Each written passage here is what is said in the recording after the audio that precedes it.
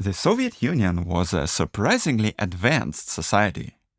I know that might be hard to believe considering all the outdated, clumsy Soviet technology we usually talk about on this channel.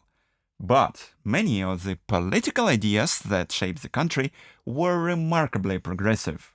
In fact, many of the social issues the West is wrestling with today had already played out in the USSR decades earlier. Let's just look at some Soviet movies. Moscow Does Not Believe in Tears, 1979. Katerina is basically a Soviet CEO, director of a major enterprise, successful career, nice apartment, nice car. She is also stressed out, lonely, dating a married man, and crying herself to sleep at night. A Soviet woman was already suffering career burnout, while American women still couldn't get credit cards in their own names. Here is another movie, The Most Charming and Attractive, 1985. Nadia is 30 and desperate to find a husband, so she hires Susanna, a dating coach. Susanna buys her trendy clothes, teaches her the game, and also feeds her data into a computer. The algorithm says her best match is her chat coworker, so Nadia chases him relentlessly, while ignoring her sweet ping-pong companion, who actually seems to like her. The Soviets had the miserable Zoomer dating experience 30 years before Tinder was ever invented. Many changes now treated in the West as late modern breakthroughs were actually introduced by the Russian Revolution decades earlier. For example, the 1918 Soviet Family Code allowed people to marry and divorce as often as they liked without the church getting involved, while in the supposedly progressive state of New York, no-fault divorce arrived only in 2010. The Bolsheviks destroyed churches and forced urbanization, dismantling traditional communities and creating a highly atomized society. The regime promoted ideas that people soon stopped believing in, leading them to perform compliance in public while laughing at those same ideas in private. Our current atomization, loneliness, institutional hypocrisy, and the enormous gap between what people say in public and what they actually believe in private were already central features of Soviet life by the 1970s. Soviet movies show this really well. Like and subscribe to the channel, I would love to do a bigger overview. Both Soviet countries inherited the same societies, the same institutions, and many continued on the same trajectory. It's still our chance to have a glimpse into the near future. People in the West often dismiss, for example, Russia as just some backwards dictatorship. At the same time, Western elites are carefully looking at and learning from Russia's experience. You thought Russians were politically regressive? But as we can see, they've always been at the bleeding edge of innovation. And every year, the world around us looks just a little bit more Soviet. Let me tell you a quick personal story. I left Russia in 2018. The government was trying to block a particular messaging app, and half the internet became inaccessible. Of course, I'd set up all my home server traffic to go through a VPN, but I was still really anxious they might cut off the internet altogether and I wouldn't be able to work, so I left. 8 years later, I'm living happily in Spain. Then one evening, Docker Hub stops working. Less than 10 years have passed, and now they're blocking the internet here too. I hadn't reinstalled my home server since my days in Russia, so with a few commands my old VPN was back.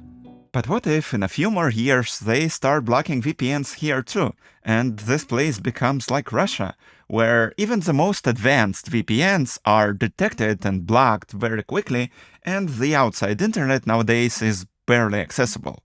So, is it time to move again? But where? The service Russia tried to block in 2018 was Telegram, a messaging app bestowed upon our long-suffering people, delivering them, at last, from the torments of WhatsApp. Telegram's creator, Pavel Durov, had refused to hand over the encryption keys demanded by the National Security Service, so the authorities sought to block access to the app. The civilized world was perplexed by such a barbaric order from backward Russia. Just 6 years later, Pavel was arrested in France. According to him, the French wanted the same thing the Russians had wanted: the encryption keys. I was interrogated for almost 3 days, and there was this translator that was helping us. She looked at me, she looked at the police officers present, and she said, I left the Soviet Union in the 80s because I wanted to escape an environment where my freedoms are limited. I wanted to escape an environment where human rights are disrespected. But now, after witnessing what I've witnessed, I feel like the Soviet Union is catching up with me. I feel like I'm back in the Soviet Union. The USSR made only one mistake that brought it down. It was not the war in Afghanistan or the Chernobyl disaster. History has shown that, with the right approach, even the most dysfunctional regimes can survive for decades. The Russian word for the Soviets' fatal error even made its way into English, glasnost. It means openness, transparency, freedom of information, and freedom of speech. Without these freedoms, the people would have never protested against the 1991 coup. The weakness of its leaders might have never been exposed, and such strong opposition leaders might have never emerged. In a failing system, freedom of speech is what makes the difference between necessary reforms and a change of power and the endless horror of a dictatorship that sacrifices society's future to preserve its own rule. That's why so-called developed countries all across the world, as if there was some kind of conspiracy, are introducing more and more laws that attack freedom of speech and privacy. In the UK, you can only access social networks with an ID. In the EU, a chat control system would automatically scan all of your private messages.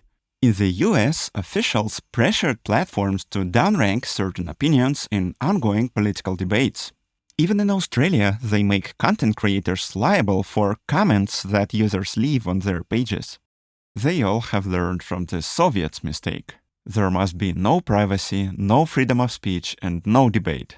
And I know that you'll say that we are better than the Soviet Union, and that we do this to combat crime and to protect our children. And I know you won't believe me if I say that these are just old lame excuses copied from more advanced dictatorships. I know I won't be able to convince anybody with a 10-minute video. It seems that every society will only learn from their own mistakes. But unfortunately, the cost of these mistakes is growing as we get more and more technologically advanced. When my parents sent each other letters, sometimes they expressed hope that the KGB would not open the letters, that the KGB would not have enough resources to read everything that they have to write. After all, there was a human limit to surveillance. There were only so many KGB officers, only so many hours in the workday. Now we don't have this luxury. In the world of AI, if we give up our right to privacy, you can be certain that every message that you send will be monitored, will be analyzed.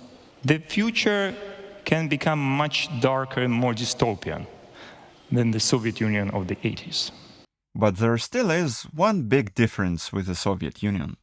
In the USSR, the ballot paper looked like this. I'm not joking, there was only one candidate. Here is another one. Here, last time I checked, there still were alternatives. I know they're all disgusting, deceitful people who are not good for anything else and they're just looking for power, but at least some of them do not support all of this. If I could vote, I would vote for them. The least we can do. If the ship of Western freedom sinks, the rest of the world is likely to follow. We will lose freedoms everywhere. The only way forward is to fix this ship. Let's do that.